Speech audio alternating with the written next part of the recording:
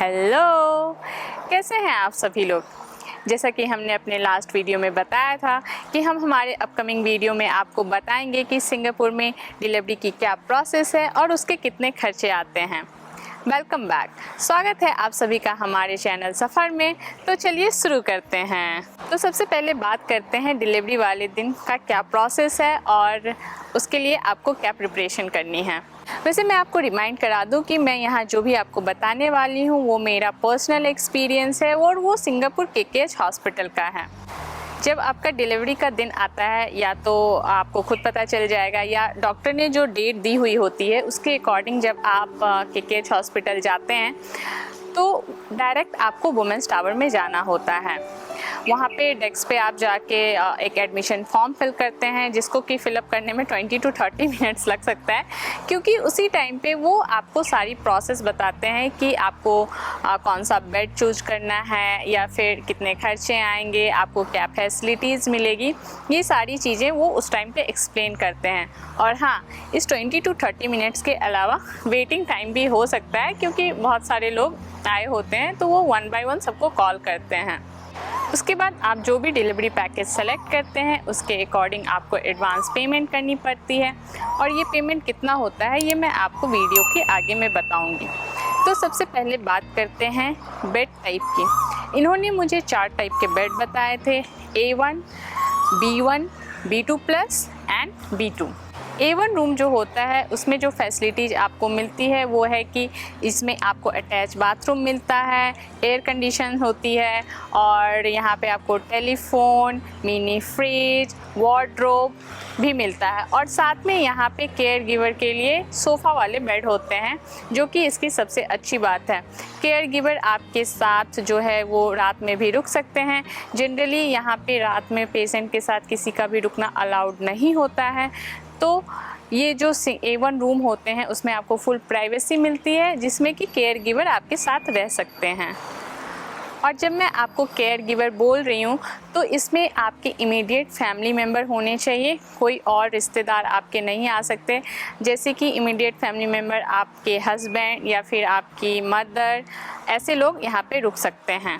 तो A1 room का 2 दिन का नॉर्मल डिलीवरी पैकेज चार्जेस जो हैं वो 7,000 से 8,000 सिंगापुर डॉलर है, और इसमें आपको $4,500 जो है एडवांस पेमेंट करना पड़ता है। वहीं अगर आपका C सेक्शन होता है तो ये कॉस्ट जो है वो लगभग 11,000 से 12,000 सिंगापुर डॉलर आ सकता है। जो सेकेंड वार्ड टाइप है वो है B1, और ये 4 बेडेड वार्ड होता है। इसमें 4 पेशेंट के बीच में आपको रूम शेयर करनी पड़ती है, और अटैच वॉशरूम होता है वो भी आपको शेयर करना पड़ता है। इसमें ख़ास बात जो ध्यान देने वाली है वो ये है कि जो केयर गिवर आपके हैं वो आपके साथ रात में यहाँ पे नहीं रुक सकते। उनके लिए यहाँ पे बस एक चेयर होती है। तो आपके केयर गिवर जो हैं वो सुबह के 10 बजे से लेके रात के 8 बजे तक ही आपके साथ रह सकते हैं, उसके बाद उनका रुकना अलाउड नहीं होता है। तो as a mom to be अगर आप चाहते हैं कि आपके हस्बैंड या फिर आपके फैमिली मेम्बर आपके साथ रात में भी रुकें तो आपको A1 पैकेज ही लेना पड़ेगा, क्योंकि B1 में ये अलाउड नहीं है। इस B1 वार्ड के 2 दिन का नॉर्मल डिलीवरी पैकेज का जो चार्ज है वो 6,500 सिंगापुर डॉलर से लेके 7,500 सिंगापुर डॉलर तक जा सकता है, और इसके लिए भी आपको एडवांस पेमेंट लगभग 4,500 सिंगापुर डॉलर तक देना पड़ता है। जो अदर 2 टाइप के वार्ड हैं वो है B2+ एंड B2। B2+ जो है वो 5 बेडेड वार्ड होता है, और B2 वो जो है वो 6 बेडेड वार्ड होता है। B2+ भी एयर कंडीशन है, और इसमें भी आपको अदर पेशेंट के साथ अपनी रूम शेयर करनी पड़ती है, और यहाँ पे भी सेम केयर गिवर रात में नहीं रुक सकता है। तो आप अपने बजट के हिसाब से देख सकते हैं कि आपको कौन सा वार्ड लेना है। और मैं B2+ एंड B2 को ज़्यादा डिटेल में एक्सप्लेन नहीं करूँगी। मैं केकेएच वेबसाइट की लिंक आपको यहाँ पे दे दूँगी। अगर आप फुल पैकेज डिटेल देखना चाहते हैं तो वहाँ से देख सकते हैं। अभी तक मैंने जो भी यहाँ पे एस्टिमेशन बताया था वो केकेएच वेबसाइट के अकॉर्डिंग ही है। एक्चुअल में हमारा क्या खर्चा आया अभी आपको यहाँ पे टेबल में दिखेगा, और मैं आपको बताते भी जाऊँगी कि हमारा एक्चुअल खर्च कितना पड़ा। तो एक्चुअल खर्च बताने के लिए मैं अपने साथ बिल की एक कॉपी लाई हूँ ताकि मैं आपको डिटेल में बता सकूँ कि हमारा एक्चुअल में खर्च कितना पड़ा था। और हाँ, इसमें बच्चे का जो भी है वो इंक्लूडेड नहीं है, उसके लिए हमें सेपरेटली पे करना पड़ा था। तो मैं आपको वो भी बताऊँगी कि उसके लिए हमें कितना देना हुआ।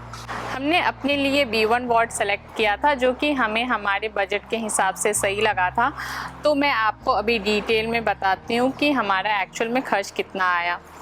जो हमारा पैकेज था वो 2 डेज़ डिलीवरी पैकेज था, जिसके लिए हमें लगे $2800। वार्ड चार्जेस जो थे उसमें एक दिन हमें एक्स्ट्रा रुकना पड़ा, उसके लिए $514 हमें लगे। और जो वार्ड डिस्चार्ज फॉर्मेलिटीज़ थी उसके लिए $257। डेली ट्रीटमेंट फ़ी जो था वो $436। इन्वेस्टिगेशन चार्जेज में like laboratory investigation and specialised investigation दोनों थे, तो उसके लिए हमें लगे $220 एंड $345। डिलीवरी सर्विस के लिए हमें लगा $1265।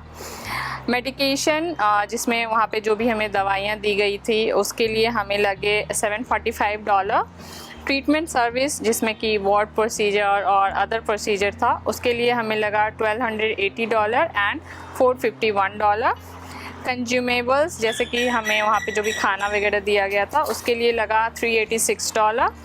तो total amount before government subsidy ये हो जाता है हमारा 8,712.29 सिंगापुर डॉलर। और इसमें फिर थोड़े से गवर्नमेंट सब्सिडी मिली जो कि $700 होता है, और इसके बाद 7% GST उन्होंने ऐड किया। तो टोटल अगर आप देखेंगे टेबल में तो वो हो जाता है $8,573।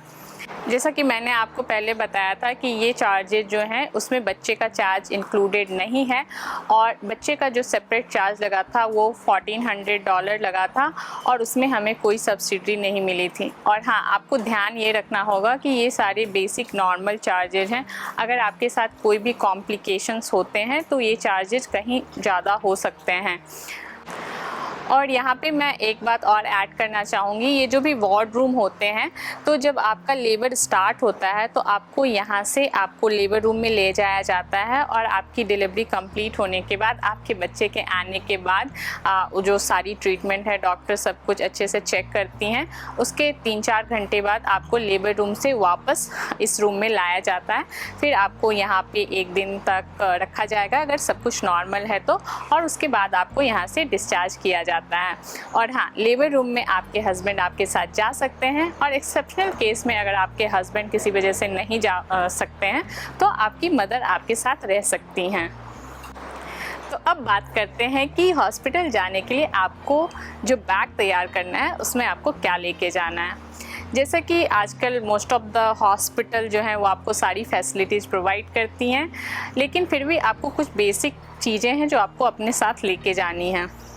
जैसे कि आपको अपने पर्सनल हाइजीन के अकॉर्डिंग कुछ लेके जाना है तो वो आप रख सकती हैं। वैसे हॉस्पिटल में ये सारी चीज़ें देते हैं, लेकिन मान लीजिए कि आप स्पेसिफिक ब्रांड को ही प्रिफ़र करती हैं तो आप वो ले जा सकते हैं अपने साथ। और साथ में आपको अपने और अपने बच्चे के लिए रिटर्निंग के टाइम पे क्या कपड़े पहनने हैं वो आप ज़रूर से रख लीजिए। बाकी तो हॉस्पिटल में आपको और आपके बच्चों को वहाँ के हॉस्पिटल गाउन्स वगैरह देते हैं। और हाँ, मैं आपको ये सजेस्ट करूँगी कि आप अपने साथ एक जैकेट ज़रूर ले जाएं, क्योंकि जो हॉस्पिटल का AC होता है वो थोड़ा तेज़ होता है तो आपको ठंड लग सकती है। तो आप अपने लिए एक गर्म स्वेटर ऐसा कुछ रख सकते हैं। इस वीडियो के लिए इतना ही। मिलते हैं आपसे हमारे नेक्स्ट वीडियो में। अगर आपको हमारा ये वीडियो पसंद आए तो इसे शेयर करना ना भूलें और हमारे चैनल को सब्सक्राइब करना ना भूलें। मिलते हैं आपसे हमारे नेक्स्ट वीडियो में। तब तक के लिए stay safe, stay healthy, take care, bye bye.